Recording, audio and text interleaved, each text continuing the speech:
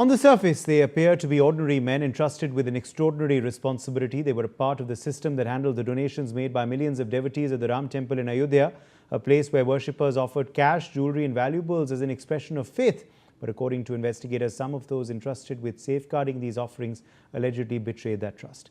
In an irony that has stunned many, it wasn't an elaborate criminal conspiracy that first drew attention to them. Investigators say it was their own spending habits. And welcome to another episode of Deep Dive, brought to you by NewsX. I'm Uday Pratap Singh. Today we are taking a look at how greed allegedly exposes the Ayodhya donation scam. Rather than quietly concealing alleged gains, the accused of the Ram Mandir scandal have dramatically upgraded their lifestyles within a short span of time. Men earning modest salaries suddenly began purchasing land, constructing expensive homes, acquiring SUVs and investing in property. According to investigators, these conspicuous lifestyle changes became one of the earliest red flags in what has now emerged as one of the biggest alleged scandals involving donations to the Ram temple. The case centers on allegations that cash and jewelry donated by devotees at the Ram temple were systematically misappropriated over several months. The special investigation team, the SIT constituted by the UP government, alleged that at least 7 crore rupees worth of donations may have been siphoned off, although officials believe the final figure could be significantly higher as the investigation continues. So far, 8 people have been arrested. Raids have been conducted at multiple locations that have led to the recovery of nearly 80 lakh rupees in cash. Investigators are also scrutinizing property records, financial transactions and other assets allegedly acquired during the period in question.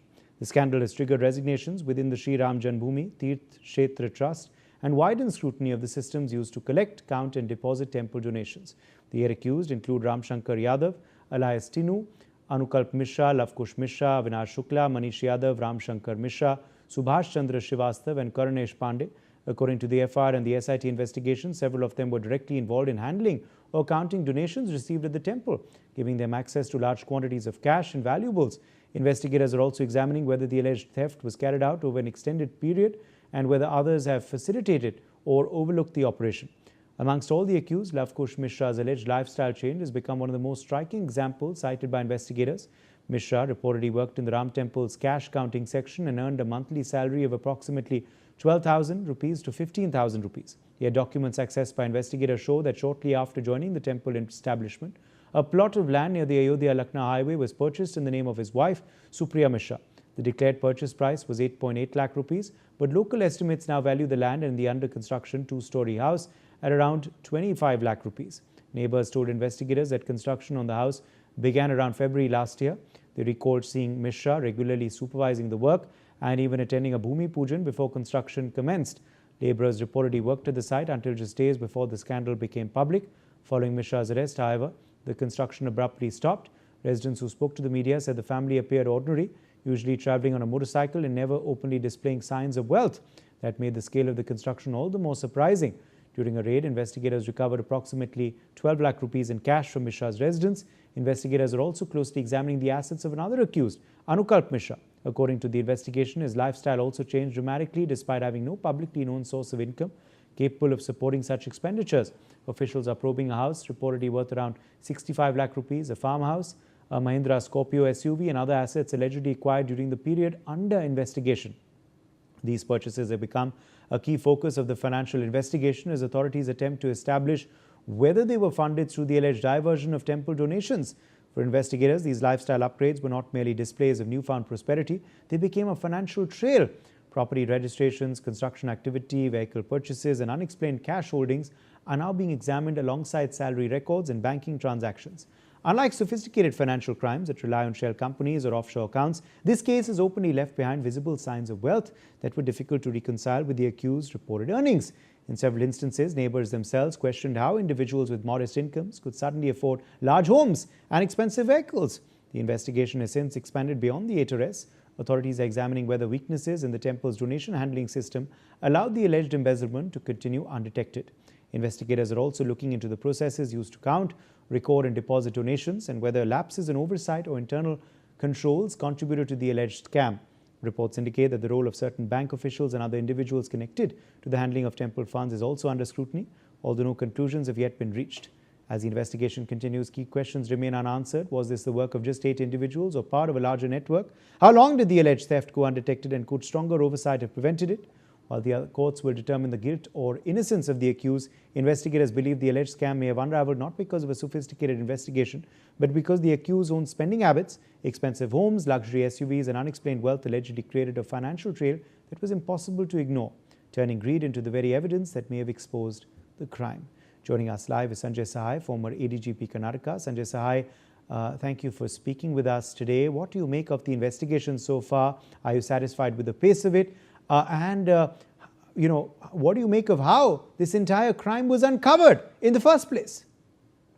First and foremost, I don't go by the genesis which is being provided, which primarily says it is the conspicuous sort of a consumption and expenditure of these particular 6 to 8% that this whole thing came to light.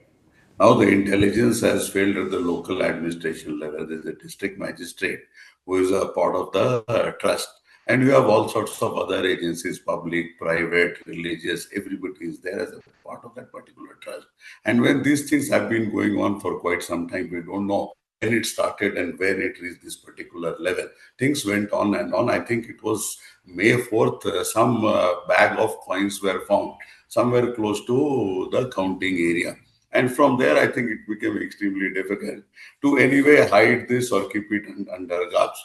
So I'm not ready to accept the fact that it started only with the conspicuous expenditure and assets of these 5-6 people who have been a part of the cash counting unit of this particular temple.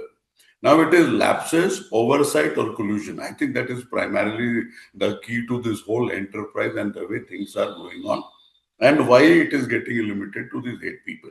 Now let's start with the legal part of it. So when 4th of May or whatever might be that particular date, when it was known why a FIR was not registered, the first thing which you do in a criminal case, and powers that be, everybody knows that it happened only in that manner. And the FIR was not registered. Before the FIR getting registered, we have a special investigation team. And a special investigation team not being headed by a police officer has absolutely no expertise of variety of things which was happening in this particular temple. The scope was very, very clear. Those 6-7 points of the scope they have attended to, and they came with a preliminary report. Based on the preliminary report, some trust member he has gone and he has filed a complaint limiting to these 8 people, which primarily means that one Mr. Srivastava, who was head of that particular unit, did not report to anybody. There are no inspections, there are no audit.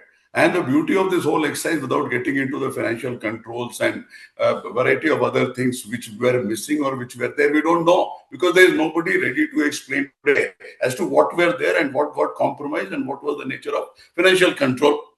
And Mr. Champotara, coming from the background he has, I don't think he had enough of competence to get into management of a financial structure of this nature. Whether it is a temple establishment, whatever might be the nature of the establishment, it's a very, very complex, complicated sort of a financial structure, financial administration, executive, controlling, supervising, inspecting, and there are lots of technical expertise which is required to do this nature of a job. So you end at the number one A1 accused who supposedly does not report to anybody. The second is within the limited investigation which is being conducted. You have the notes, you have the currency notes, and you have the valuables. I think all these 8 people who are a part of this particular accused group, I think they come from the cash side of it, the valuable side. We don't know as to how the valuables were taken into account, how it was stored, when it was stored, how it was inspected, and things of that nature. Because people are coming with some, I think one person with 1250 gold, silver, and Ashtadhatu bricks. So that has also been lost in the process.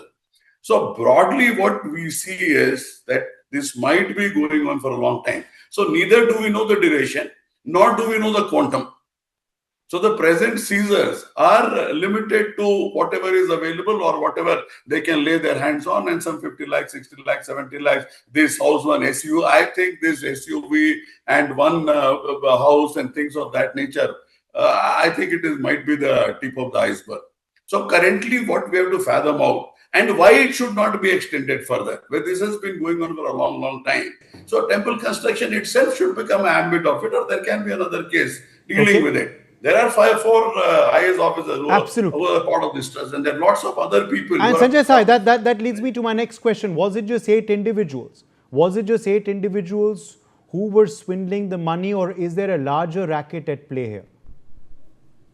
See, I'll tell you one thing. Organizations don't work in the manner. Criminal investigations are finally made parameter of. So parameters of a criminal investigations and the way organizations function are two radically different things. When we bring both these things together, at that particular point in time, you get the maximum, the best possible investigation. So limiting it to these 8 people who are coming there, there are 40 people who have been doing the counting itself. So where is this question of these 8 people? And see, I'm a computer vision expert also. And this CCTV, who was the vendor?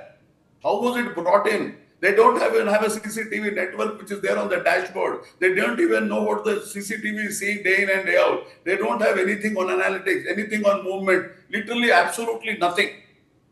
So that is what the impression I'm getting out of this. And broadly, you will find the same thing in literally all the aspects of the game without getting into who was involved, who was not involved. The system was compromised. There's absolutely no denying the fact. We can get into the culpability part of it. We are not getting into financial oversight. We are not getting into administrative oversight. We are not getting criminal liability. We are not getting into criminal breach of trust. These are lots and lots of issues. And this particular investigation cannot be entrusted to a circle inspector or whosoever is there of that particular police station. Right. Now the connection between that particular investigating officer and the SIT, whether SIT still continues probing into the deeper part of it, and the investigating officer is dealing only with this particular I'm not aware of. All right. This particular investigation needs huge amount of experts who literally unleash their capability to decipher. Absolutely.